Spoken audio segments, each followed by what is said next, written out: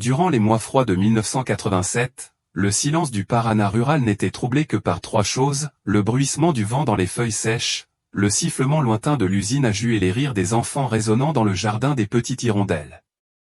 Un quartier simple aux rues en terre battue, où chacun connaissait le nom du chien de son voisin. C'est là, entre Muret et Poêle à Bois, qu'Anna et Bia ont passé leurs premières et dernières années d'enfance. Anna Carolina Dalouse avait 6 ans et semblait ne jamais marcher, seulement courir.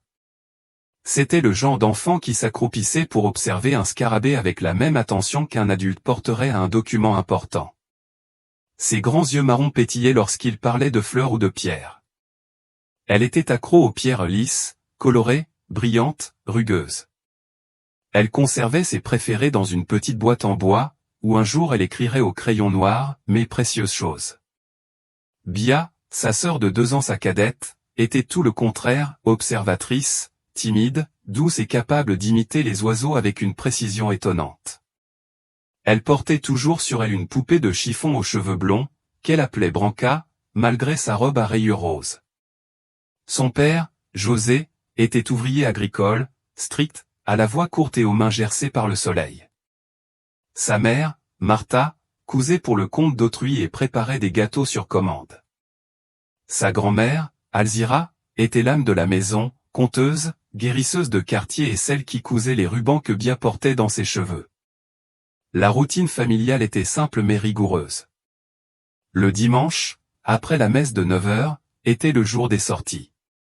Ils avaient pour habitude de se rendre dans des endroits tranquilles aux abords de la ville, comme des ruisseaux, des plantations abandonnées ou des clairières ombragées où pique-niquer. Ce dimanche 12 juillet, le ciel était dégagé et le vent frais. Martha avait préparé du pain de maïs, des galettes de semoule de maïs et des fruits coupés en tranches. Anna aida avec enthousiasme à assembler le panier, vérifiant que le thermos bleu était plein et que la nappe à carreaux était propre. Bia tenait fermement la poupée, avec le même soin qu'on prendrait pour un souvenir dont on savait qu'il s'userait. Elles se rendirent à l'ancien domaine de Sitio Arara, une zone rurale désaffectée à un peu plus de 5 km du centre-ville de São Bento do Ive. C'était un vaste espace, agrémenté d'une végétation indigène et traversé par un étroit ruisseau. Au centre, un immense figuier, aux racines aussi épaisses que des serpents, offrait ombre et abri. C'était le genre d'arbre qui semblait avoir poussé là avant les maisons, avant la ville, peut-être même avant le temps. Ils étendirent la serviette sous le figuier, Alzira sortit la bouilloire du sac et José ouvrit la glacière contenant les fruits. Les filles coururent vers un carré de fleurs à droite de l'arbre, où de minuscules marguerites poussaient parmi les feuilles sèches. Anna en cueillit quelques-unes avec précaution, Bia les aligna en forme de cœur. Le pique-nique se déroula comme d'habitude, elles rirent, mangèrent et prirent des photos avec un simple appareil photo analogique. Vers 13 heures, ils avaient déjà terminé leur déjeuner léger. Anna, déjà agitée, demanda à explorer un peu plus loin avec Bia. On reste ici, on jette un œil au rocher près du ruisseau, dit-elle en pointant son petit doigt. José hésita, mais Martha intervint, laisse-toi faire, mais ne nous perds pas de vue. Ce fut la dernière fois qu'ils virent leurs 2 filles debout, souriantes, le visage illuminé par la lumière de midi. Moins de 10 minutes plus tard, José remarqua le vide. Il regarda le ruisseau, puis l'endroit où se trouvait le figuier, et cria à haute voix, d'abord Anna, puis Bia. Pas de réponse. Au début, Martha pensa qu'ils se cachaient, comme cela leur arrivait parfois, mais le ton de son mari, répétant sans cesse leur nom, changea rapidement l'ambiance. Alzira se leva lentement, avec difficulté, scrutant les alentours du regard. Les minutes suivantes s'écoulèrent avec une urgence teintée de désespoir. Joseph courut jusqu'au coude du ruisseau, Martha suivit une piste boueuse. Alzira se tenait près du panier, tenant la poupée tombée de Bia, qui, à l'insu de tous, n'était plus avec elle. Les cris commencèrent, Anna. Bia. Mais personne ne répondit. 40 minutes plus tard, la voiture de patrouille de la police militaire arrivait, alertée par un agriculteur qui habitait à environ 1 kilomètre et avait entendu les cris de détresse.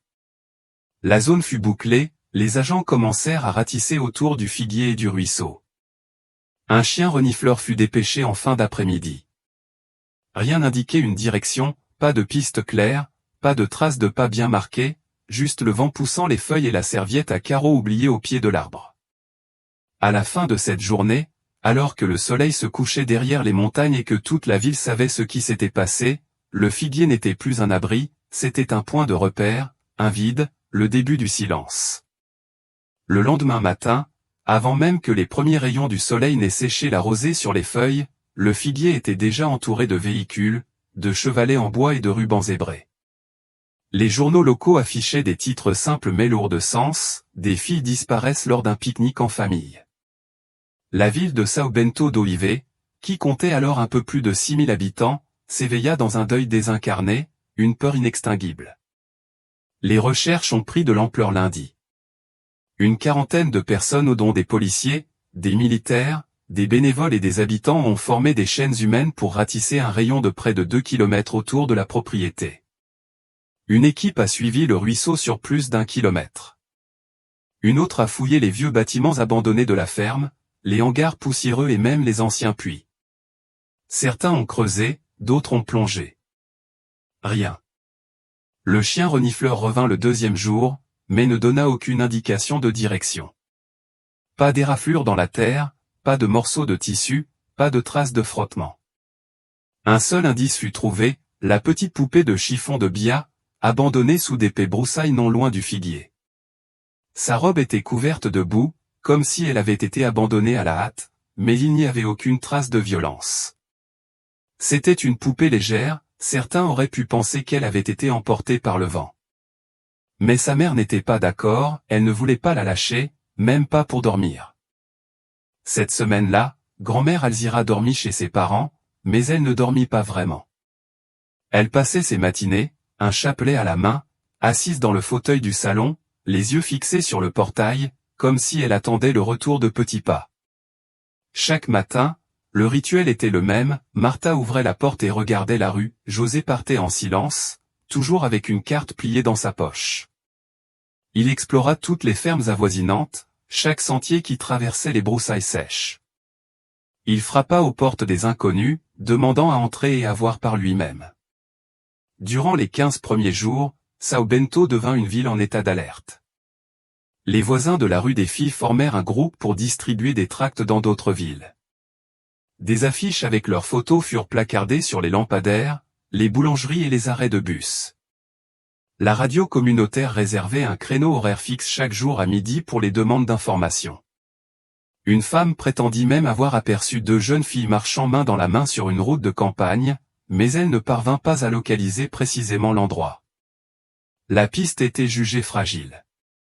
Quelques jours plus tard, une rumeur commença à circuler, un inconnu avait été aperçu près du figuier cet après-midi-là. Personne ne connaissait son nom, personne ne pouvait décrire son apparence au juste un étrange personnage. La police a enquêté sur l'hypothèse d'un enlèvement, mais l'a écarté faute de preuves, aucune demande de rançon, aucune activité suspecte sur les comptes bancaires de la famille, aucun témoin fiable. La pression sociale était intense. L'un des chefs de police a même été muté suite aux critiques publiques, mais rien n'a changé, Anna et Bia avaient disparu sans laisser de traces ou une affaire qui semblait sans commencement, ni milieu, ni fin, un angle mort entre le temps et la terre. Au fil des semaines, la mobilisation s'estompa. Le cordon de recherche fut démantelé, tout comme le camp de police. Le figuier, qui semblait d'abord mystérieux, devint peu à peu un symbole d'échec. Plus personne ne voulait y mettre les pieds. Les pique-niques cessèrent, les sentiers furent oubliés, et le bruit des voix d'enfants, autrefois fréquent dans la région, devint un souvenir étouffé. Martha cessa de coudre.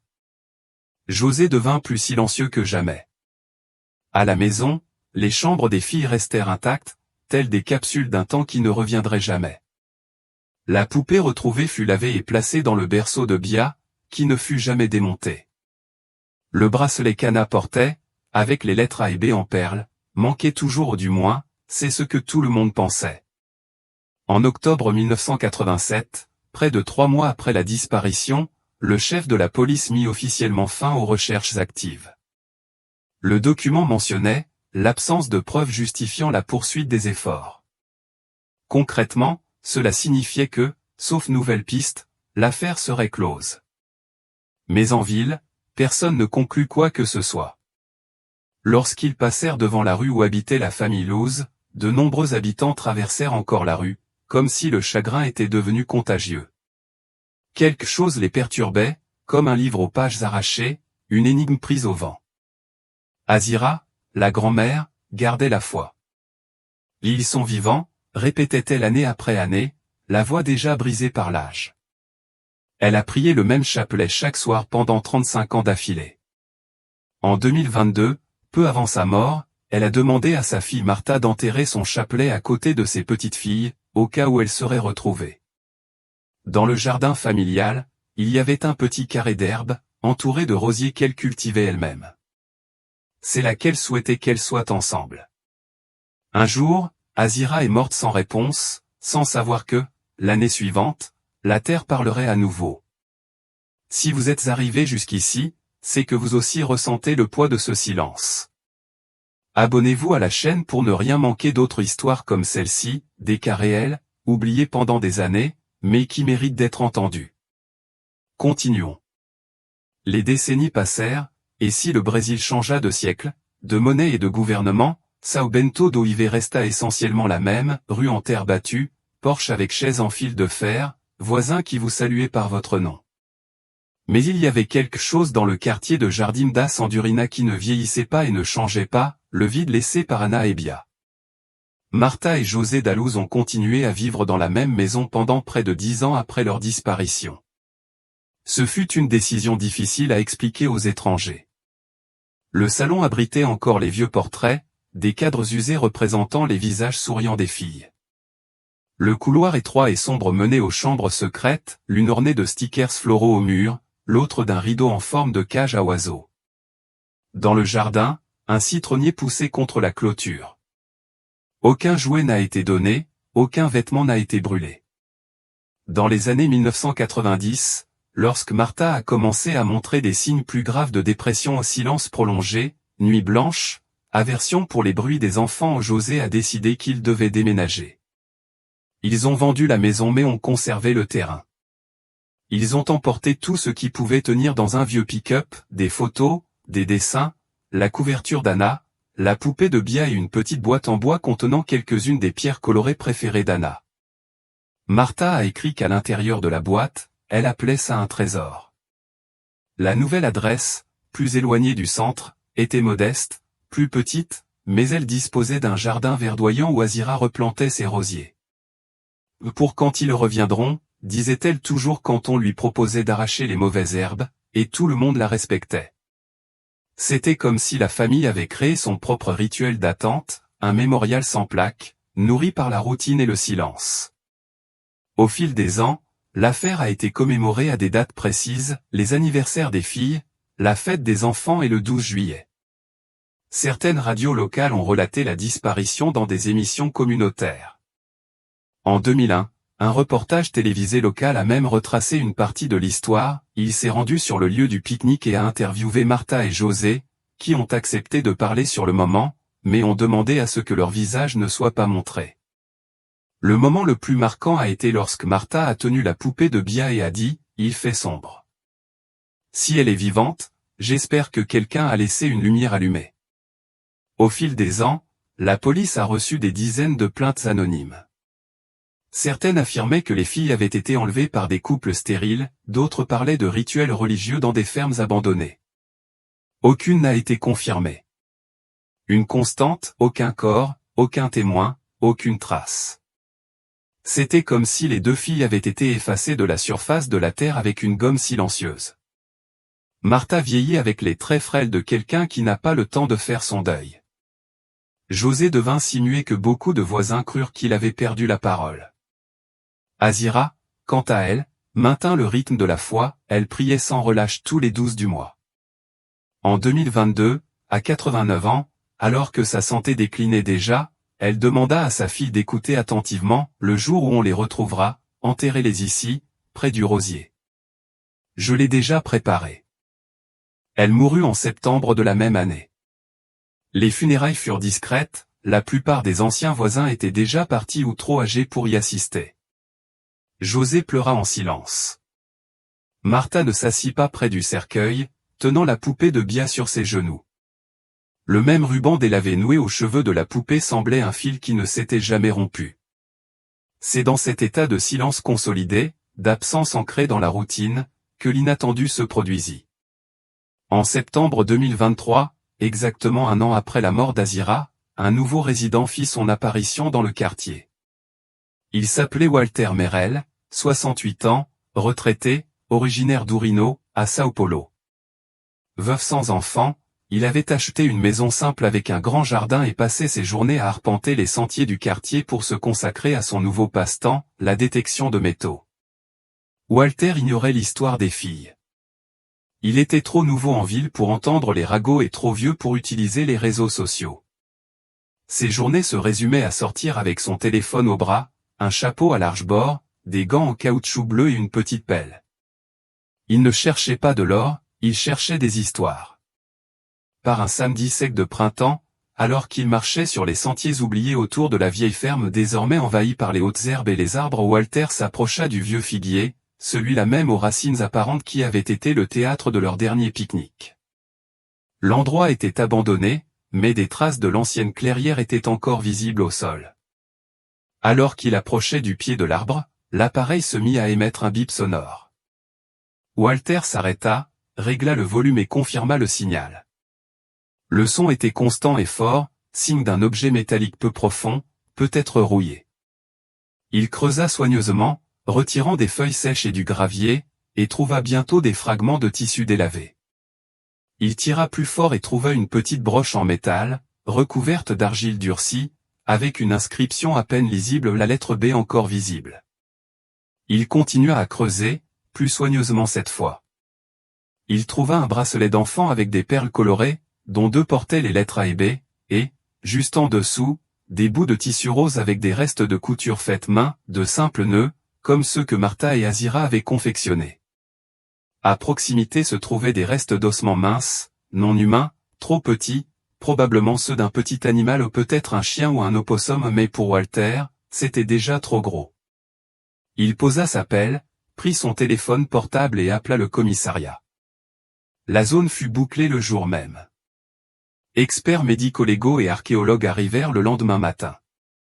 Photos, cartographie, fouilles minutieuses, tout le matériel a été collecté et envoyé à Curitiba pour analyse. Martha a été appelée. Lorsqu'elle a vu les objets dans une boîte transparente, couverts d'étiquettes et de numéros de protocole, elle n'a pas eu besoin de tests génétiques. J'ai aidé à fabriquer ce bracelet et j'ai cousu ce nœud avec ma mère. Il leur appartient. Le chef de la police a rouvert l'enquête, mais malgré le tollé suscité, aucune conclusion définitive n'a été tirée. Certains experts ont avancé que la zone du figuier n'avait pas été creusée suffisamment profondément à l'époque. D'autres ont évoqué la possibilité inquiétante que les objets aient été placés là des années plus tard par quelqu'un qui les aurait cachés ou aurait tenté de les restituer. Le fait est qu'aucun ossement humain n'a été retrouvé, mais la terre avait parlé, et cela a suffi à São Bento do Ive pour entendre à nouveau le silence. Lorsque la police a de nouveau bouclé la zone autour du figuier, plus de 3 décennies après sa disparition, ce n'était pas seulement une mesure de précaution, c'était un geste de rétablissement. Le lieu, symbole d'échec, d'abandon et de souffrance, était à nouveau au centre de l'attention officielle, mais cette fois, sans fanfare, sans foule, sans espoir enfantin, juste des hommes en bottes hautes, mallette à la main et au regard expert. Les recherches se déroulaient désormais dans le silence de la science. Walter Merel, le retraité qui avait découvert les objets, fut interrogé comme témoin. Son témoignage était direct, précis et sans exagération. Il a déclaré avoir fait des randonnées dans la région presque tous les jours, avoir déjà croisé le figuier, mais que ce n'est que ce matin de septembre que le détecteur a émis un bip aussi fort. Lorsqu'on lui a demandé s'il avait touché quelque chose avant d'appeler la police, il a simplement répondu « J'ai juste enlevé ce qui était superficiel, j'ai vu le bracelet et je me suis arrêté. Ce n'était pas mon truc. » Les experts ont catalogué les objets suivants, une broche en métal avec la lettre B, partiellement visible, un bracelet élastique pour enfants avec des perles colorées, avec les lettres A et B encore intactes, des fragments de tissu rose avec des traces de couture à la main, des restes de tissu rayé rose et blanc, semblable à la robe de la poupée trouvée en 1987, de petits os compatibles avec de petits vertébrés, exclus comme humains après une analyse préliminaire. Le rapport technique n'a révélé aucune révélation majeure. La plupart des matériaux étaient dans un état de dégradation avancé, sans ADN exploitable, et ne présentaient aucune trace d'impact ou d'agression. Mais une observation de l'expert a retenu l'attention de l'équipe. La profondeur des objets et leur état de conservation indiquent qu'ils n'avaient pas été enterrés à cet endroit depuis 1987. Les estimations varient entre 8 et 15 ans d'enfouissement. L'hypothèse a ensuite peu à peu pris forme. Si les objets appartenaient réellement à Anna et Bia, comme l'indiquait la reconnaissance émotionnelle de la mère, ils avaient été enterrés des années après leur disparition. Cela, en soi, changeait toute la logique de l'enquête. Cela signifiait que quelqu'un possédait ces objets depuis longtemps et avait choisi de les restituer discrètement à l'endroit même où tout avait commencé. Martha fut informée de cette possibilité. Assise sur le banc en bois du jardin, elle écoutait tout, les yeux secs. Elle semblait avoir pleuré à chaudes larmes ces dernières années. Lorsqu'on lui demanda qui avait bien pu faire ça, elle répondit simplement, quelqu'un qui voulait alléger sa culpabilité. Ou, pire, quelqu'un qui voulait rouvrir la blessure. José, lui, resta silencieux. Ces dernières années, sa communication était devenue gestuelle. Il écoutait attentivement, mais répondait rarement. Ce n'est qu'à la fin de la conversation, tandis que le chef de la police classait les documents, qu'il leva la main, comme s'il se souvenait d'un souvenir lointain. Il dit d'une voix rauque qu'il se souvenait d'un homme sur la route ce jour-là, d'une voiture garée près de la clôture, un détail qui, sur le moment, semblait banal, mais qui, plus de 30 ans plus tard, semble aujourd'hui un détail oublié. La nouvelle piste d'enquête s'est penchée sur cette mémoire. Ils ont tenté de retrouver des immatriculations de véhicules dans la région, de vieilles photos et des entretiens avec des habitants qui auraient pu noter des plaques d'immatriculation, mais la mémoire de la ville a également vieilli. Des documents ont été perdus, des témoins sont décédés et des terres ont changé de main. La télévision régionale a de nouveau couvert l'affaire, avec moins d'impact qu'en 2001, mais toujours avec respect. Elle a interviewé un ancien policier de l'époque, aujourd'hui âgé de plus de 70 ans, qui a avoué faire des cauchemars récurrents au sujet du figuier. Un journaliste de l'émission lui a demandé ce qu'il ressentait en regardant de vieilles photos des lieux. Sa réponse a été brève, « Nous avons cherché dans les bois, mais nous n'avons jamais creusé correctement jusqu'aux racines. » Cette phrase est devenue virale sur les réseaux sociaux de la région. Ils n'ont jamais creusé jusqu'à la racine. Une métaphore involontaire mais puissante. Elle a commencé à circuler parmi les groupes d'habitants, les églises et les pages commémoratives de la ville. Bientôt, l'expression est devenue une forme de deuil collectif, un aveu que quelque chose n'était pas résolu, non seulement par les autorités, mais par tous. Dans le cadre de la nouvelle enquête, Martha a demandé à la police de lui laisser les objets après l'expertise médico-légale. Elle souhaitait les enterrer dans le jardin, comme Azira l'avait demandé. La police l'a autorisé, à condition qu'ils soient photographiés et catalogués au préalable. Un petit groupe s'est rassemblé dans l'arrière-cour de la maison familiale. Martha, José, 2 neveux adultes et le commissaire de police étaient présents. Il n'y a eu ni cérémonie ni discours, juste une petite tombe près des rosiers de la grand-mère, où la broche, le bracelet et des morceaux de tissu ont été déposés. Martha tint la poupée de Bia quelques secondes, mais préféra la garder avec elle. Puis elle s'agenouilla et murmura, « Te voilà ». José resta debout, les mains dans les poches. Après avoir recouvert la terre, il planta un jeune arbre de Manaka do Campo. Personne ne dit rien d'autre. La famille entra, la porte se referma et la cour redevint ce qu'elle était, un espace d'attente. L'affaire restait sans solution, mais pour Martha, quelque chose avait changé. Le poids de l'incertitude persistait, mais il y avait désormais un endroit où déposer des fleurs. La broche avec la lettre B, le bracelet aux perles colorées et les restes roses étaient enterrés à l'ombre d'un vieux rosier et d'un manaka fraîchement planté. Il n'y avait ni corps, ni certificat de décès. Mais dans ce jardin, Martha et José purent enfin s'agenouiller devant quelque chose de concret. Leur absence se fit sentir, pour la première fois en 36 ans. Les répercussions en ville furent silencieuses, mais présentes. Les anciens parlèrent entre eux, certains avec regret, d'autres avec prudence. C'était comme si le mystère avait été ravivé, non pas sous forme d'espoir, mais plutôt comme une vieille question qui, lorsqu'elle refit surface, blessa plus qu'elle n'apaisa.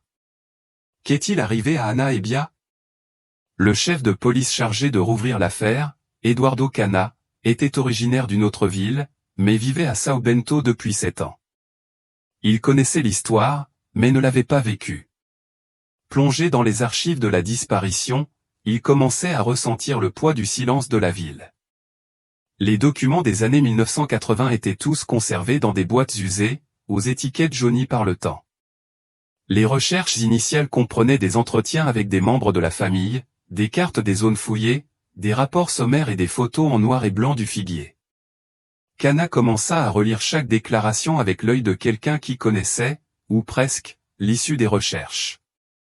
Ce qui le dérangeait le plus, c'était de constater que, malgré tous ses efforts à l'époque, rien n'indiquait une fuite, des violences ou la présence de tiers. Une question subsistait néanmoins, qui avait conservé ces objets pendant tant d'années, et pourquoi les restituer maintenant? L'équipe du commissariat a constitué une petite équipe d'enquêteurs. 2 jeunes agents, un stagiaire en criminalistique et Cana lui-même ont commencé à examiner des hypothèses oubliées. L'une d'elles a de nouveau retenu l'attention, la rumeur, alors discréditée, d'un homme aperçu à proximité le jour de la disparition. Il n'y avait pas de traces officielles, mais des notes manuscrites dans les rapports mentionnaient un véhicule garé près de la clôture et un inconnu observé par un agriculteur voisin. Cana a décidé de retrouver l'auteur de cette note.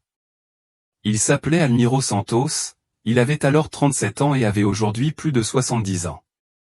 Il vivait dans un endroit encore debout, à environ 5 km de l'ancienne aire de pique-nique. Il s'y rendit, accompagné d'un policier. Il trouva Almiro sur le porche, assis pieds nus sur une chaise en fer, écoutant la radio. La conversation s'engagea délicatement. Cana a montré des photos du figuier et a expliqué que l'affaire avait été rouverte. Interrogé sur le jour de sa disparition, Almiro a regardé les buissons, puis le sol. Il a dit se souvenir de dimanche, des cris. Je l'ai entendu de loin. J'ai cru à une bagarre entre 2 couples. Puis j'en ai entendu parler à la radio. Interrogé sur l'homme supposé à la clôture, il hésita. Puis il dit, j'ai vu une vieille voiture marron garée près de la clôture. Je m'en souviens, car les voitures étaient rares à l'époque. Elle est restée quelques minutes, puis est partie, mais je n'ai pas vu qui était à l'intérieur. Le chef de la police a tout noté et lui a demandé s'il se souvenait de la plaque d'immatriculation. Non, je me souviens juste du crépitement et de l'autocollant sur la lunette arrière. Cela a suffi à l'équipe pour recouper les immatriculations de véhicules de l'époque, mais les bases de données étaient incomplètes. Rien de concret n'en est ressorti. Tandis que la police épluchait les documents et tentait de relancer l'enquête, Martha fut confrontée à une activité différente. Il commença à recevoir des lettres 3 au cours des 15 premiers jours toutes sans adresse de retour, écrites d'une main ferme. Le contenu était énigmatique, parfois, ce qui ne revient pas et ce qui reste le plus. Tout ce qui disparaît n'a pas été emporté. Le bracelet avait 4 perles roses et 2 bleues. Vous souvenez-vous? La dernière phrase lui fit froid dans le dos. C'était vrai. Le bracelet fabriqué par Martha et Azira comportait exactement cette séquence. C'était l'une des rares choses que Martha n'avait jamais mentionnées à personne, pas même à José. Le bracelet n'a jamais été retrouvé lors de l'enquête, il avait été déclaré perdu en 1987, jusqu'au jour où Walter l'a retrouvé. Elle apporta les lettres à la police. Elles furent analysées, mais aucune empreinte digitale ne fut identifiée. L'écriture était masculine, inclinée vers la droite. Cana les fit comparer avec les signatures de l'ancienne affaire, aucune correspondance, mais elle en était désormais certaine. Quelqu'un observait, quelqu'un savait, et ils décidèrent de parler, petit à petit. Les rumeurs reprirent dans le quartier. Certains disaient que le coupable était un habitant de la ville, qui n'avait jamais quitté le village, d'autres, qu'il s'agissait d'une personne extérieure à la ville, fréquentant le quartier. Les églises incluaient à nouveau les noms des jeunes filles dans leurs prières. La maison de Martha, jusque-là presque oubliée, commença à recevoir des visites discrètes, des gens apportaient des fleurs, des mots et des dessins d'enfants. José resta silencieux, mais il se promenait désormais davantage dans le jardin, il arrosait les plantes, s'asseyait à l'ombre du rosier comme pour monter la garde.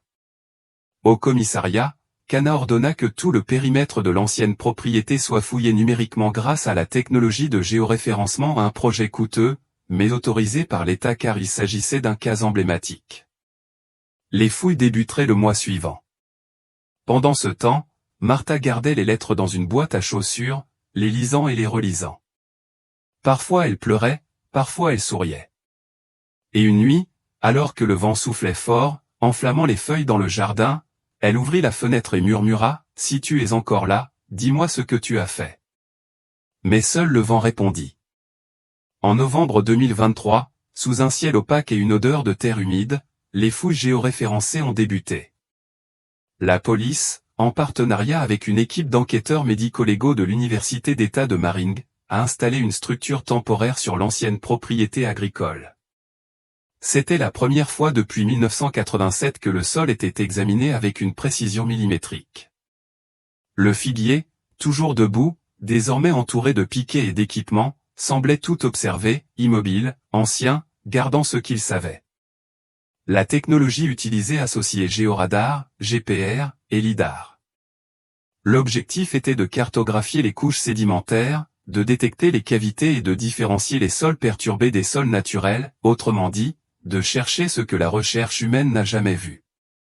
L'attention se portait sur la zone autour de l'arbre, dans un rayon de 15 mètres, y compris les portions du ruisseau et les racines exposées. Pendant que les équipes techniques travaillaient, Martha évitait de sortir de chez elle. Elle disait ne pas vouloir créer d'attente, mais la vérité était tout autre, elle craignait une réponse définitive. Trouver un corps revenait à confirmer une perte sans retour, ne rien trouver revenait à continuer de porter le poids du « peut-être ». José, quant à lui, s'est rendu discrètement sur les lieux. Lors d'une de ses visites, Walter, le retraité qui avait découvert les objets, s'est approché de lui. Il avait éteint le détecteur, comme s'il s'agissait d'une simple matraque. Il s'est approché lentement et a dit, « Je ne voulais rien trouver, José, mais maintenant que j'ai trouvé, je veux juste que tu aies une réponse. » José hocha la tête, ne dit rien, toucha légèrement l'homme sur l'épaule et s'éloigna. Les premiers jours de fouilles n'ont révélé que des sédiments, des racines et des fragments naturels. Quelques pièces métalliques anciennes, probablement des pièces d'équipement agricole, ont été retirées. Rien d'humain. Le 7e jour, alors qu'il scrutait une dépression naturelle près du pied du figuier, le radar a indiqué une profonde modification du sol, une sorte de poche de terre à la texture compactée, différente de celle des environs. Les experts ont creusé avec des instruments de précision, enlevant lentement des couches jusqu'à atteindre le point indiqué. Ils y ont découvert des fragments de verre, de petits morceaux d'environ 3 cm de long, aux bords polis par le temps. Après nettoyage, on a identifié qu'il s'agissait d'un vieux flacon de parfum pour enfants, portant encore une étiquette partielle indiquant « fille-fleur ». Plus bas, un nouveau fragment, un morceau de tissu bleu au motif délavé, enroulé comme plié à la hâte. À l'intérieur, 2 perles détachées, l'une bleue, l'autre rose.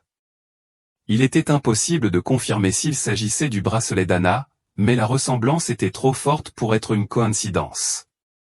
La zone fut agrandie et les chercheurs creusèrent plus profondément. À un peu plus d'1 mètre de profondeur, ils découvrirent ce qui pourrait être une preuve humaine, une minuscule phalange osseuse. Les experts interrompirent immédiatement les fouilles manuelles et sollicitèrent une assistance technique. Des échantillons furent envoyés à Curitiba. Martha fut prévenue, elle ne pleura pas, se contenta d'acquiescer en silence. « Si c'est à elle, qu'elle revienne entière, dit-elle. Si ce n'est pas à elle, qu'elle ne soit pas juste un morceau. » Alors que les rapports étaient toujours en attente, de nouvelles lettres commencèrent à arriver aux 3 d'entre elles, toujours manuscrites, sans enveloppe, déposées dans la boîte aux lettres au petit matin. Dans l'une d'elles, une phrase fit froid dans le dos à Martha, le flacon était un cadeau de sa grand-mère. Elle aimait l'odeur, mais elle n'aimait pas que son père se plaigne du parfum. C'était vrai, c'était intime, impossible à deviner sans l'avoir vu. Martha gardait ce flacon dans une boîte de son placard, parmi de vieilles photos et des lettres des années 1980. Elle l'avait acheté à la pharmacie du coin, mais Azira l'avait offert à Anna pour son 6e anniversaire. Et José, sans l'avoir jamais dit ouvertement, avait été gêné par l'odeur. Maintenant, quelqu'un le savait. Quelqu'un qui n'était ni un voisin ni un proche, quelqu'un qui, d'une manière ou d'une autre, avait été présent ou qui avait observé pendant longtemps. Le chef de la police Cana décida d'organiser une surveillance discrète, il installa des caméras près du domicile de Martha, pointées vers le portail et la boîte aux lettres, et fit patrouiller le quartier par des agents civils aux premières heures du matin. Au cours des semaines suivantes, aucune nouvelle lettre n'arriva. Comme si l'expéditeur avait pressenti le siège, ou comme s'il savait exactement quand s'arrêter. En décembre, le rapport arriva, l'os retrouvé n'était pas humain, mais celui d'un petit rongeur. L'équipe technique écarta tout lien avec l'affaire, mais la fiole et le tissu bleu furent conservés, à tout le moins comme objet pertinent et symbolique. La frustration de l'équipe médico-légale était évidente, ils avaient trouvé des signes, des fragments et des traces, mais aucune réponse. Cana rassembla tout le monde et, sur un ton plus émotionnel que policier, dit « On a quelque chose. Ce n'est pas ce qu'on attendait, mais c'est ce qu'il nous reste. Et c'est peut-être ce qu'il nous reste dans cette affaire. » Le dernier jour de fouille, le figuier était toujours debout, inébranlé. Son pied, désormais entouré de traces de pneus, de sacs d'échantillons et de piquets enfoncés, conservait encore le sentiment que le secret ne quitterait jamais complètement la terre.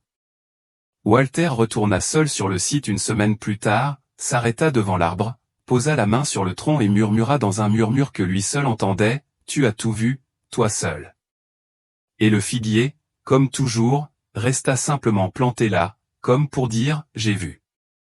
Mais je ne parle pas. » Une fois les fouilles terminées, le figuier est resté intact.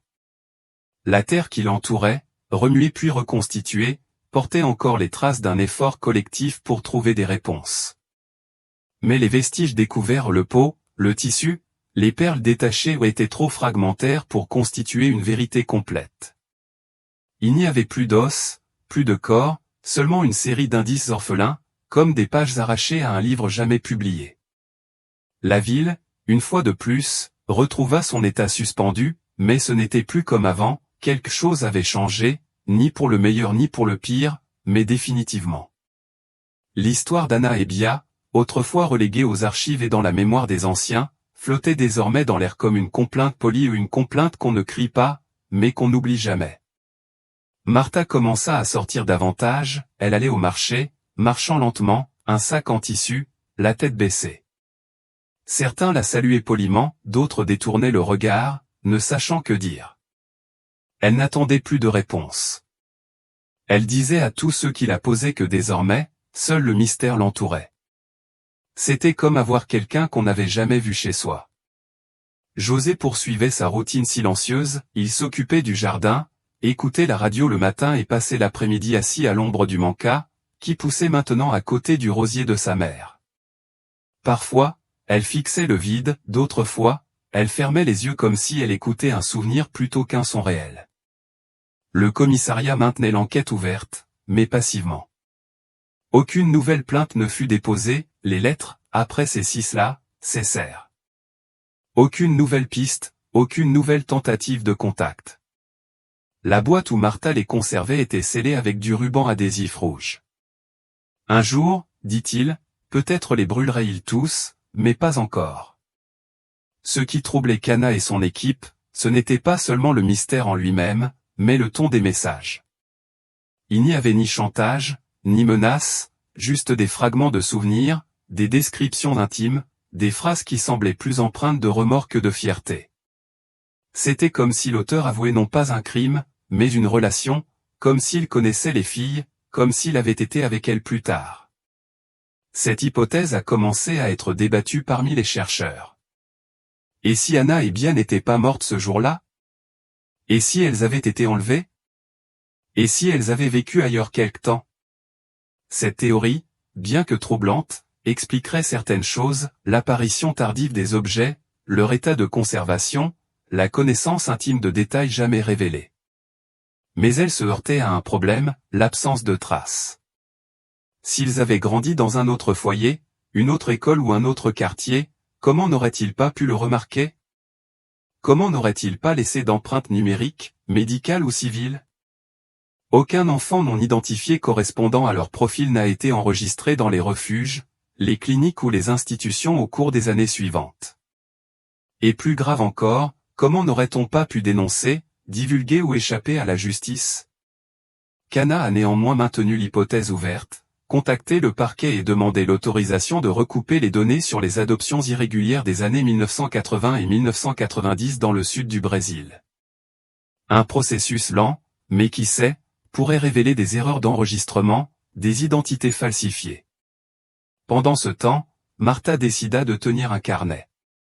Ce n'était pas un journal intime, c'était un mémoire. Des pages datées, écrites au stylo bleu, où elle notait ses souvenirs d'Anna et Bia, des détails, l'odeur de leur shampoing, la façon dont elles enfilaient leurs chaussures échangées, les mots qu'elles inventaient. Elle disait qu'elle ne voulait pas que le temps gâche le peu qu'il lui restait. Le carnet resta dans le tiroir de la commode, et chaque fois que Martha l'ouvrait, elle le lisait tranquillement avant d'écrire, comme si elle leur parlait, comme si, d'une certaine manière, ils l'écoutaient. Dans un passage, elle écrivait. Anna aimait courir les yeux fermés. Elle disait que le vent connaissait le chemin bien riait et la suivait en trébuchant. Je disais qu'un jour, ils se blesseraient comme ça. Peut-être que le monde les avait déjà fait trébucher. Le chef Cana a montré l'extrait à son équipe. Ce n'était pas un indice, mais cela rappelait que l'affaire n'était pas seulement une énigme policière, mais une blessure émotionnelle. Quelques mois plus tard, Walter, le retraité qui avait trouvé les objets, annonça son déménagement. Il retourna à Ourino. La ville, disait-il, était trop belle pour n'être habitée que par la tristesse. Avant de partir, elle rendit visite à Martha et lui apporta un petit cadeau, un petit bocal en verre contenant une pierre colorée, bleue et lisse. Je l'ai trouvé près du figuier.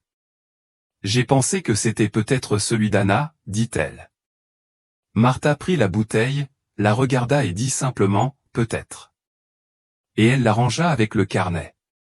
La demande du chef de la police, Eduardo Cana, auprès du parquet pour accéder aux anciens dossiers d'adoptions irrégulières n'a pas été simple.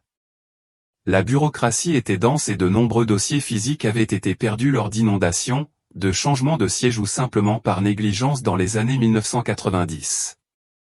Malgré cela, en février 2024, les premiers documents numérisés ont commencé à arriver, des copies de formulaires d'adoption sans correspondance biométrique, des enregistrements avec des signatures illisibles et des documents manuscrits provenant de bureaux d'état civil aujourd'hui disparus. 46 adoptions enregistrées de manière incomplète ou avec des données incohérentes entre 1987 et 1993 au Paraná et dans le nord de Santa Catarina ont été cataloguées. Cana et son équipe en ont isolé 12 concernant des filles âgées de 3 à 7 ans, adoptées dans les 2 ans suivant la disparition d'Anna et Bia. Ce fut un travail minutieux, presque archéologique. Chaque dossier était une énigme, non modifié, âges arrondis, lieu de naissance imprécis. L'un d'eux, daté de novembre 1988, a retenu mon attention. Il mentionnait l'adoption de 2 sœurs, Camila et Rebecca, âgées respectivement de 5 et 3 ans. Les parents adoptifs étaient un couple de Joinville, résidant temporairement à Umuarama, une ville située à moins de 200 km de São Bento do Ive. Le plus étrange, aucun acte de naissance original n'était joint. Le bureau d'état civil compétent, situé dans une petite ville administrativement disparue et rattachée à un autre district, a enregistré le cas sur la base d'une déclaration d'un tiers. Aucune enquête n'a été menée sur leurs origines ni sur leurs antécédents familiaux. Cana a envoyé une lettre à la police civile de Joinville, demandant de l'aide pour retrouver le couple probablement âgé et leur fille présumée. Mais la réponse a été une surprise. Rebecca, la cadette, était décédée en 2007, victime d'un accident de moto. Camila, quant à elle, vivait à l'âge, dans l'état de Santa Catarina, et travaillait comme institutrice. Elle n'avait jamais cherché à connaître ses origines. Elle était une fille de cœur, selon les archives. Avec l'autorisation de la justice, le chef de la police s'est rendu à l'âge pour s'entretenir avec elle. Il fut accueilli poliment, mais avec une certaine distance. Camilla avait 42 ans, une voix ferme et un air réservé. Interrogée sur son enfance, elle dit se souvenir de peu de choses, une maison avec un jardin, des poupées anciennes, l'odeur du pain qui cuit. Elle dit que Rebecca était plus calme, attachée à sa poupée de chiffon, et qu'elles avaient toujours entendu dire qu'elles avaient été données par une mère très pauvre qui voulait le meilleur pour elle. Cana présenta ensuite 2 photos, l'une d'Anna et Bia, l'autre de la poupée originale, conservée par Martha et déjà bien usée. Camilla la regarda, s'attarda, ferma les yeux et dit, elle y ressemble. J'en avais une identique, mais ils l'ont jetée quand j'ai déménagé. La conversation fut de courte durée. Cana respecta la limite, mais avant de prendre congé, il lui tendit un numéro de téléphone et dit, si vous vous souvenez de quelque chose qui ne vous semble pas pertinent, n'hésitez pas à me le faire savoir. De retour à Paraná, le chef de la police rapporta tout à la famille de Luz. Martha écouta attentivement, mais ne réagit pas avec enthousiasme. Épuisée par les possibilités qui s'évanouissaient à mi-chemin, elle dit simplement, si c'est elle, j'espère qu'elle le ressentira un jour. Pendant ce temps, à São Bento do Ive, les mémoires de Martha étaient presque complets. Elle écrivait presque tous les jours, y compris des choses qu'elle n'avait pas vécues mais qu'elle avait imaginées pour ses filles, à quoi ressemblerait leur voix d'adulte. Anna avait-elle appris à jouer de la guitare? Bien imiterait-elle encore les oiseaux? Dans un passage, elle écrivait. Peut-être que les souvenirs ne font pas si mal. Ce qui fait vraiment mal, c'est d'imaginer des parties qui n'ont jamais existé. José, lui, conservait sa routine, mais passait désormais plus de temps dans la chambre des filles. Il s'asseyait sur le lit d'Anna, tenant la boîte de pierre et les classant par couleur. De temps en temps, Jean ajoutait une nouvelle, trouvée dans le jardin ou au cours d'une promenade solitaire. C'était sa façon d'entretenir la conversation. En ville, le sujet a refait surface par vagues, tantôt dans les cercles de discussion, tantôt dans les églises. Un pasteur local a même prêché sur la force des mères qui enterrent l'invisible. Un professeur d'histoire de l'école municipale a écrit une courte dissertation sur les disparitions sous la dictature, présentant le cas des jeunes filles non pas comme un événement politique, mais comme une cicatrice sociale. Les lettres qui avaient cessé de parvenir des mois plus tôt sont revenues timidement. L'une d'elles, reçue en avril, ne contenait qu'une seule phrase. Elle m'a dit un jour qu'elle voulait vivre dans un arbre pour pouvoir entendre les oiseaux de l'intérieur. Cette phrase, bien que touchante, eut un profond impact sur Martha. Anna l'avait d'ailleurs répétée à plusieurs reprises au camp. Il était fasciné par l'idée des cabanes dans les arbres. Cela n'était jamais mentionné dans les interviews ni consigné dans les rapports médicaux. C'était un secret entre mère et fille. Cana fit analyser l'écriture. Il n'y avait aucune nouvelle, l'expéditeur restait invisible, mais à cet instant, quelque chose s'était concrétisé, l'affaire ne concernait plus ce qui s'était passé, mais ceux qui portent encore l'histoire, comme le figuier, comme la terre, comme le vent qui traverse les feuilles. Et ils savent, mais ils ne parlent pas. Mais 2024 arriva avec de légères pluies dans l'intérieur du Paraná et un léger froid qui se répandit dans les matinées de São Bento do Ive. Ce mois marquait les 37 ans de la disparition d'Anna et Bia. Et, comme chaque année, la maison de la famille Luz devint un lieu de visite silencieuse. Cette fois, cependant, Martha décida de ne pas allumer de bougies ni de déposer de fleurs sur le portail. Le souvenir est là, à l'intérieur, dit-il. Inutile de le rappeler. Cependant, le manaka, à côté du rosier, fleurit tout seul, de petites fleurs blanches et violettes jaillirent par une matinée froide et venteuse. José, en les voyant, murmura simplement, ils s'en souviennent. La presse locale, plus discrète que les années précédentes, n'a pas relayé l'affaire. Certains blogs régionaux ont évoqué l'anniversaire de l'affaire, mais aucune nouvelle n'a été publiée. On aurait dit que le temps avait renoncé à se poser des questions. Pourtant, en interne, les personnes les plus proches du dossier étaient certaines que l'affaire n'était pas close. Au commissariat, Cana a maintenu l'enquête ouverte et confidentielle. Les adoptions suspectes avaient été épuisées, du moins celles dont les dossiers étaient peu traçables. Camilla, la femme de l'âge qui aurait pu être Anna, n'a plus jamais repris contact. Le chef de la police, avec l'autorisation judiciaire, avait tenté de contacter les banques génétiques nationales, mais le processus était lent, technique et se heurtait à des obstacles bureaucratiques et éthiques. Entre-temps, de nouvelles informations ont émergé, non pas des archives, mais de la bouche d'une femme âgée vivant seule à moins de 2 km de l'ancienne ferme. Donaner Rodriguez, 83 ans, a contacté la paroisse locale et demandé à parler à un policier. C'est Cana qui l'a entendu. Dans le salon de sa modeste maison, au milieu des tissus crochetés et de l'odeur du café frais, Donaner a raconté qu'au moment de sa disparition, elle avait entendu des bruits étranges aux premières heures du matin suivant sa disparition. Elle a déclaré ne pas avoir parlé plus tôt par crainte de passer pour une folle et parce qu'elle avait déjà été maltraitée par la police lors d'une précédente plainte pour agression conjugale, et que sa réponse avait été ignorée. Selon elle, vers 1h du matin, le 13 juillet 1987, elle a entendu une voiture passer lentement sur le chemin de terre reliant le Figuier au bas de la ville. Le bruit du moteur était étouffé, comme s'il crachait.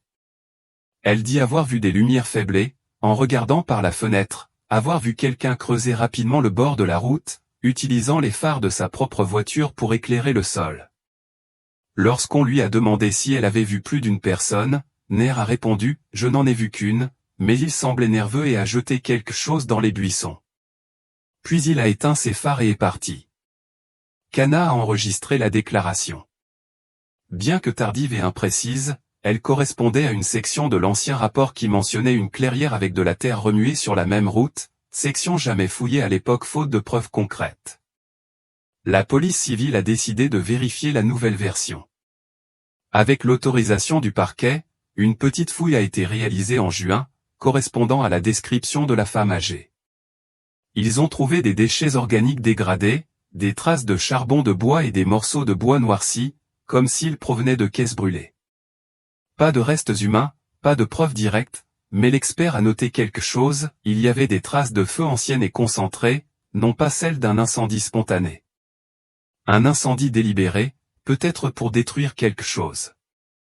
Cette découverte a ravivé, bien que timidement, les soupçons de destruction de preuves. Quelque chose avait été enterré et brûlé, mais quoi? Le rapport était joint au dossier, et malgré la fragilité des preuves, Martha fut informée. Elle écouta en silence, son carnet sur les genoux. Au bout de quelques minutes, il dit simplement, s'ils l'ont jeté dans les bois, c'est parce qu'ils ne voulaient pas que personne ne s'en souvienne. Ce soir-là, elle écrivit une autre page, plus lentement, peut-être avec lassitude, peut-être avec résignation. À la fin du texte, une phrase sonnait comme une conclusion ou un abandon. Ça faisait longtemps que personne n'en avait rêvé, même pas moi. Je pense que c'était une façon pour le corps de se reposer. Ce manque de rêve commença à résonner. Martha cessa d'écrire fréquemment. Le carnet, autrefois une routine quotidienne, devint un rituel sporadique. La poupée de Bia resta dans la chambre, mais désormais dans une vitrine. La boîte de pierre resta sur la table de nuit, et José en ajouta 2 autres, une blanche et une verte, pour la paix. Selon lui, dans le quartier, l'affaire est devenue un sujet de conversation.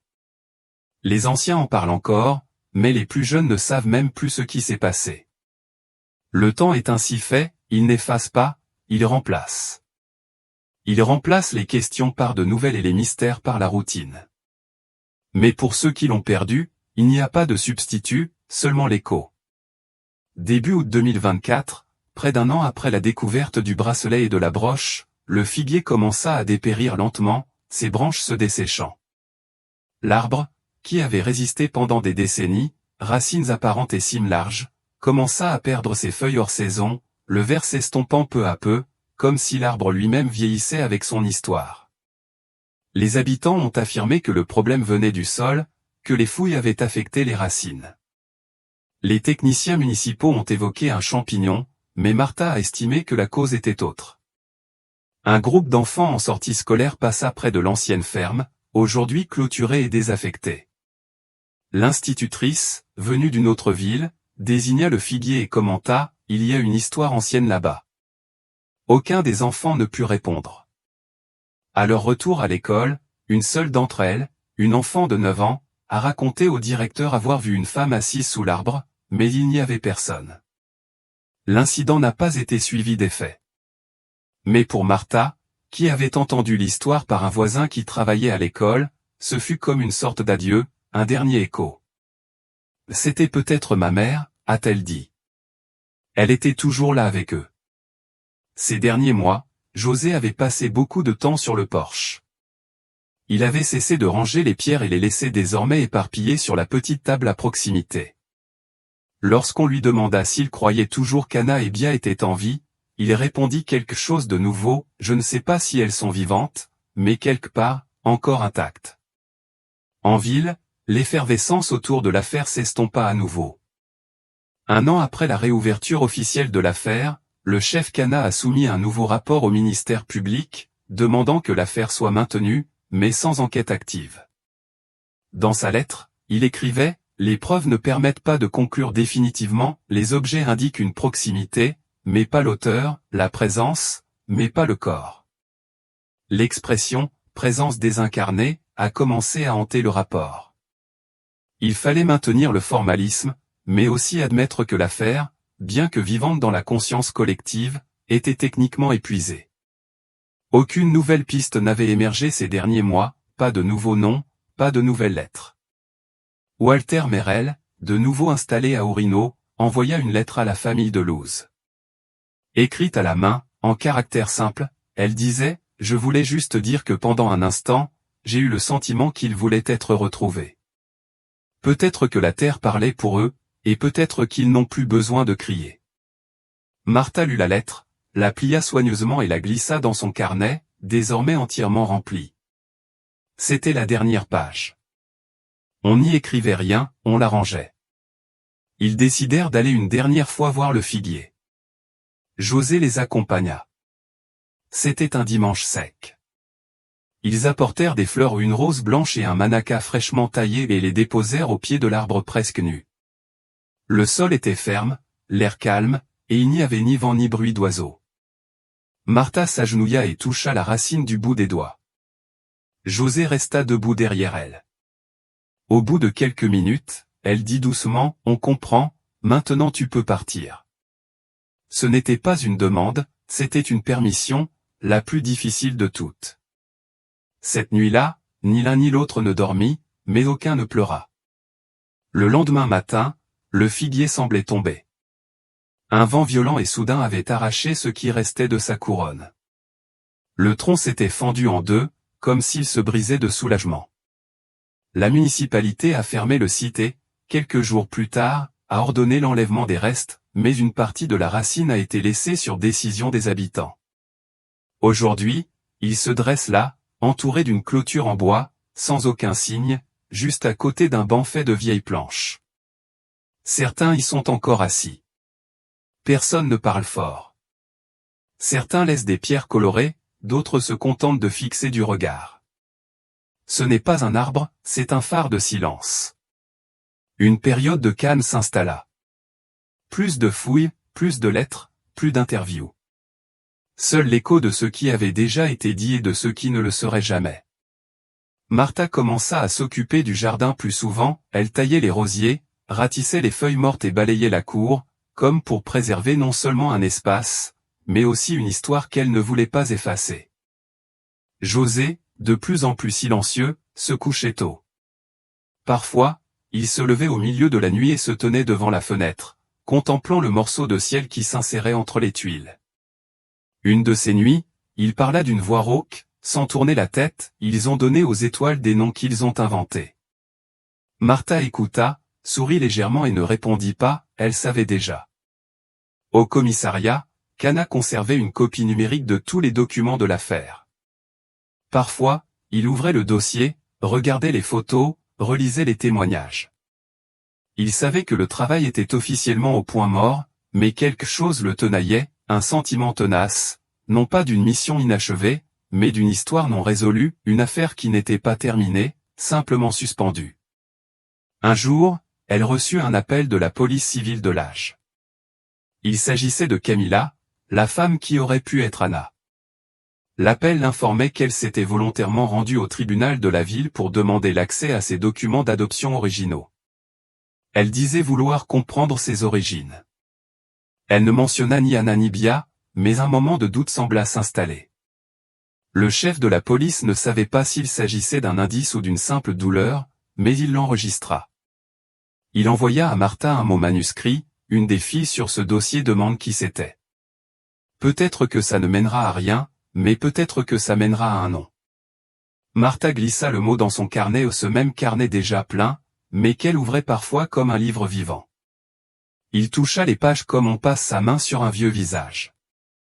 Il y avait tous les souvenirs importants, le réel et l'inventé, les douleurs, les odeurs, les mots, les parties d'Anna et de Bia que le monde ignorait.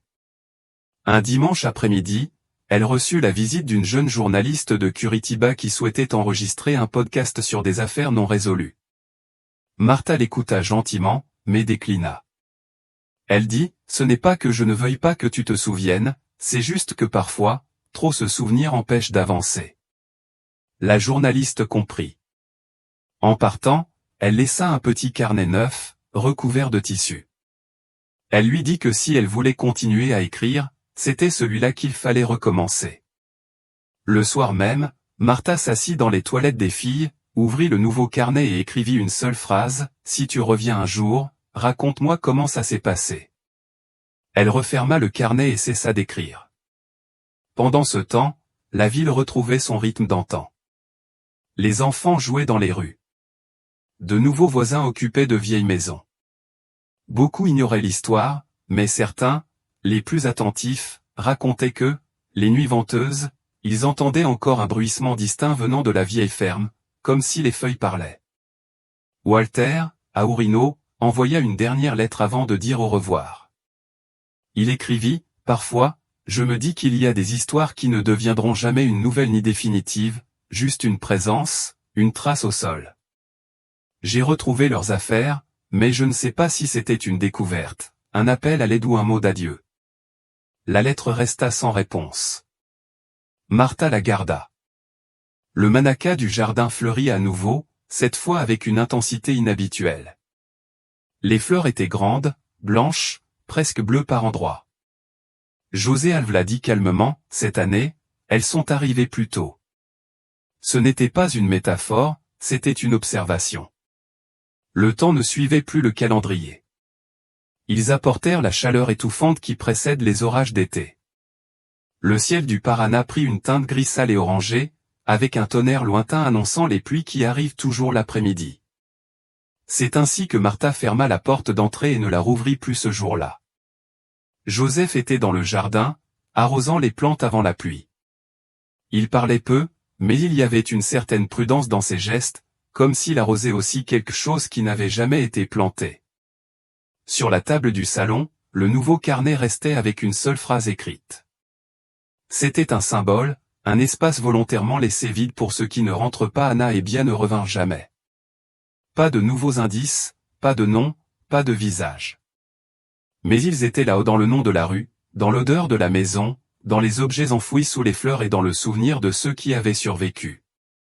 Martha posa 2 assiettes supplémentaires sur la table, comme chaque année, l'une avec du pain de maïs et l'autre avec du bolino de chuva, le plat préféré des filles. Ce n'était pas une superstition, c'était un rituel. Tant que je serai là, elles seront là aussi. José ne posa aucune question, mangeant simplement en silence. Un nouveau chef de police a pris la tête du commissariat de São Bento. Cana a été muté à Londrina, où il dirigerait une unité chargée des affaires non résolues. La semaine précédant son déménagement, il a tenu à rendre visite à Martha. Il a apporté une copie imprimée du rapport final de l'affaire, avec toutes les pièces jointes, les rapports, les objets et la correspondance. Il a déclaré qu'il maintiendrait l'affaire ouverte et que, même si elle était officiellement close un jour, aucun document ne pourrait clore ce qui n'a jamais été clos. En sortant, Il remit une dernière phrase manuscrite sur un simple mot, « Si quelqu'un prétend n'avoir jamais existé, montrez-lui ceci ». Le mot était plié et glissé entre les pages du premier carnet, avec des dessins, des photos et des souvenirs. Tout était là. Martha commença à marcher plus lentement. José commença à dormir plus tôt. Le temps semblait revenir à la maison. L'enfance des filles se ressentait non pas à travers les souvenirs, mais à travers l'espace qu'elles occupaient encore, une petite tasse sur l'étagère, un jouet perdu derrière le canapé, l'ombre de deux rires qui ne quittaient jamais le salon. Le rosier centenaire de grand-mère Alzira affanée. Le manaka voisin est toujours vivant. La maison familiale de Luz est toujours là, elle n'est ni un musée ni un sanctuaire. C'est juste une maison où vivent deux personnes qui ont survécu à l'absence. Anna et Bia sont toujours portées disparues, mais elles n'ont pas disparu. Et peut-être, au fond, c'est tout ce que le temps leur a permis.